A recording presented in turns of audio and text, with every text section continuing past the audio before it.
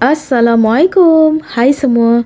Tutorial kali ni Umi nak share resipi lain dari yang lain sikit. Dah jemu kan kalau menu berasaskan sardin je, mesti kita nak masak sambal sardin, sardin tumis, tak pun kari sardin. Apa kata jom cuba menu special resipi arwah bonda Umi yang diberi nama gulai sardin tanpa santan ni. Menariknya resipi kali ni kerana Umi tak menggunakan sebarang santan langsung.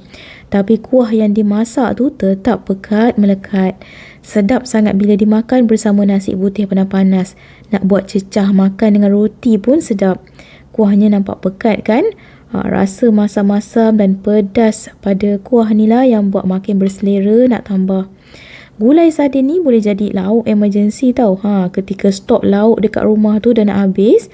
Atau jika ada tetamu datang mengejut, bolehlah cuba. Sebab sardin kan cepat je siap masak. Okey, jom kita tengok bahan-bahan yang diperlukan. Okey, di sini Umi ada 3 ulas bawang putih. Ni lebih kurang 1 inci halia bagi hilangkan bau hanyir pada sardin. Kemudian 1 biji bawang besar yang bersaiz agak besar sikit ni. Kemudian ni ada lebih kurang 7 ke 8 helai daun limau purut. Buang tangkai tengahnya ya, untuk hilangkan rasa pahit pada kuah. Kemudian 1 sudu kecil biji lada hitam bagi bertambah rasa pedas-pedas dan rasa lah pada kuah gulai sardin kita. Kemudian gula melaka 1 buku kecil. Ni 2 biji buah tomato, 3 biji kentang. Dan ni Umi ada daun ketumbar lebih kurang 2 akar gini, dan akar dia pun Umi akan gunakan juga nanti. Dan di sini Umi ada lebih kurang 20 tangkai cili kering yang telah Umi rebus dan buang bijinya. Biji tu biar buang hingga betul-betul hilang untuk kurangkan rasa pedas pada kuah. Dan ni dia bahan utama yang akan Umi gunakan dalam gulai sardin, iaitu ikan mackerel brand Yusof Tayob. Umi memang recommended sangat untuk anda gunakan brand yang satu ni. Sebab ikan sardinnya tu fresh sangat, rasa pun sedap. Untuk brand Yusof Tayob ni ada juga ikan sardin. Anda boleh pilih nak guna ikan mackerel ke ataupun ikan sardin, yang penting halal. Bahan penting seterusnya, ni Umi ada air asam jawa. Umi ambil lebih kurang dalam segenggam asam jawa, kemudian larutkan bersama air. Kiranya air asam jawa ni akan jadi bahan utama untuk dijadikan kuah pada gulai sardin kita. Jadi air asam tu jangan terlalu pekat sangat, biar cair sedikit gitu. Langkah pertama ni Umi akan persiapkan dahulu bahan-bahan untuk kita kisar. Jadi Umi akan potong kasar je bawang putih, halia. Halia ni tak perlu banyak. Kemudian bawang besar. Bawang besar tu bahagian tepi tu anda potongkan dulu ya. Yang putih tu barulah kita potong kasar. Kentang 3 biji. Kentang ni optional, kalau anda tak nak letak pun boleh je. Nak kurangkan pun boleh. Ni disebabkan anak Umi suka makan kentang, jadi Umi lebihkan. Kentang ni pun membantu untuk memekatkan kuah.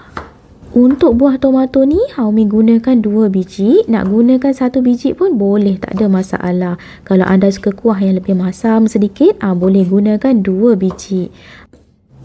Daun ketumbar ni ada 2 jenis. Satu yang versi panjang dan versi pendek. Kalau yang pendek ni bau aromanya lebih wangi tau. Jadi kalau boleh cari yang pendek.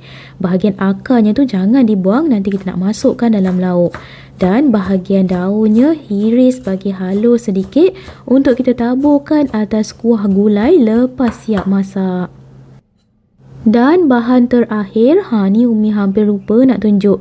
Di sini kita gunakan 1 batang serai yang telah diketuk dahulu bagi keluar rasa dan bau bila ditumis. Kemudian untuk bahan-bahan kisar, masukkan dalam blender bawang putih, halia, bawang besar, akar ketumbar, daun limau purut, biji lada hitam dan juga cili kering. Kemudian masukkan air yang mencukupi, agak-agak boleh di blender. Kemudian kisar halus bahan-bahan ni. Daun limau purut tu pun Umi blender sekali. Nanti bau bahan tumisan wangi je. Masukkan minyak yang mencukupi dalam blender. Kemudian campak sebatang serai. Masukkan terus bahan-bahan yang telah kita kisar halus tadi. Blender tu jangan lupa bilas sedikit dengan air.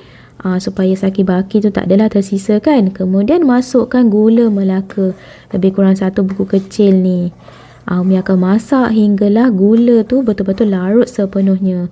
Tujuan Umi masukkan gula Melaka ni bagi kurangkan rasa pedas pada kita punya kuah gulai. Sebab lada sekarang kan pedas betul kan. Jadi kita nak kurangkan rasa pedas tu, kenalah balance sedikit. Ada sedikit rasa-rasa manis tu. Umi akan sambung tumis hinggalah bahan-bahan tumisan ni betul-betul pecah minyak dan bertukar warna jadi gelap sedikit. Lebih kurang macam ni. Nampak tu bahan tumisan dah pecah minyak, dah pekat dan bertukar warna daripada merah tadi kepada merah kehitaman gitu. Bau aromanya pun dah naik semerbak wangi. Baru tumis ni. Nampak pekat gitu kan? Okey, bahan tumisan betul-betul dah pecah minyak tu, barulah masukkan kentang. Kentang ni Umi masukkan awal sebab kentang ni kan lambat nak empuk. Dan pada awal-awal ni Umi masukkan lebih kurang 3 ulas sahaja buah tomato. Tadi dalam 2 biji tu kita masukkan hanya lebih kurang 3 ke 4 ulas gitu, okey dah. Sebab Umi nak bagi buah tomato tu betul-betul benyek dan meresap bersama kuah. Inilah rahsia nak bagi kuah gulai sardin kita ni pekat dan juga rasanya sedap. Sebab buah tomato tu betul-betul meresap ke dalam bahan tumisan. Kemudian dah boleh terus tapiskan air asam jawa. Air asam ni agak-agak ikut banyak mana kuah yang kita nak. Macam ni Umi nak buat lebih sedikit. Jadi Umi lebihkan penggunaan air asam. Tapi jangan terlalu banyak sangat ataupun pekat. Sebab kita dah masukkan tomato dan juga ikan sardin tu. Dalam tin tu kan memang dah ada sos tomato kan. Dah ada rasa masam. Jadi kita kena pandai balancekan rasa masam tu. Tapi untuk kuah gulai sardin tanpa santan versi Bonda Umi ni memang sedikit masam. Kena berasa lah bila makan tu, kena berasa masamnya. Lebih kurang macam asam pedas gitu. Macam tu lah, rasa masam-masam tu naik gitu. Tutup tudung periuk bagi memudahkan proses kentang tu empuk dengan cepat dan juga buah tomato tu benyek sepenuhnya. Sesekali boleh buka tudung periuk. Jom kita tengok. Dah nampak tu kan? Kuahnya dah nampak pekat, buah tomato pun dah tak kelihatan. Semuanya dah hancur, dah benyek, dah meresap bersama kuah. Inilah dia punya rahsia bagi kuah gulai sardin kita sedap. Dah nampak menarik dah tu, kuahnya nampak pekat gitu kan. Okey, Umi akan sambung masak sekejap hinggalah kentang tu betul-betul empuk. Cara nak tahu kentang tu dah betul-betul empuk atau belum, boleh angkat. Lepas tu kita try cucuk sedikit dengan pisau ataupun garfu. Kalau mudah je nak cucuk tu kan nampak lembut je, maknanya kentang dah betul-betul empuk. Kentang dah nampak betul-betul empuk sepenuhnya tu, barulah Umi masukkan ikan sardin yang dalam tin tu berserta sos tomato tu sekali. Kemudian bilas bersih tin tersebut dengan sedikit air, masukkan juga. Nampak tu, dah nampak menarik kan? Ikan sardinnya nampak fresh, segar-segar gitu. Kemudian perasakan dengan garam waktu ni. Perasa dengan garam secukupnya. Kena pandai agak-agak lah garam ni. Penggunaan garam tu lebihkan sedikit pun tak apa. Sebab bila kita makan dengan nasi ni, tak adalah kuah ni rasa tawar je kan. Gaul, bagi garam tu betul-betul sebati larut bersama kuah. Waktu ni anda boleh rasa, anda tak cukup apa-apa bahan, boleh je tambah. Dan disebabkan ikan sardin ni agak besar, Umi belah kepada 2 bahagian. Jimatlah sikit kan. Boleh nampak tu bila Umi belah, ikan sardin ni, ikan mackerel ni, dia fresh tau. Nampak segar je kan. Kuah gulai ni nampak agak pekat sangat kan. Boleh tambahkan dengan sedikit je air. Bagi tak terlalu pekat sangat. Sebab bila makin sejuk nanti, kuah ni akan makin memekat dan memekat.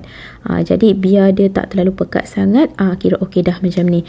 Akhir sekali barulah masukkan baki buah tomato yang ada. Kemudian boleh terus tutupkan api dapur.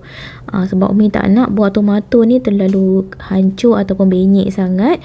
Biar fresh je waktu makan tu, bila tergigit, sedapnya.